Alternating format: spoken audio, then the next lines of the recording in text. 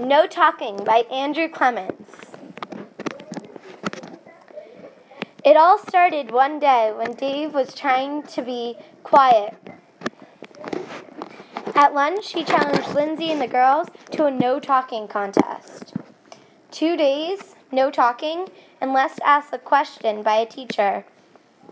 The winner gets to put an L in Sharpie on the loser's forehead. When the teachers find out about their little game, they try to stop it. Dave and Lindsay realized something. At first, it was boys versus girls, Dave versus Lindsay. It turned into boys and girls in 5th grade versus all. Who will win, Dave or Lindsay, boys or girls, or 5th graders versus the teachers? Find out by reading No Talking by Andrew Clements.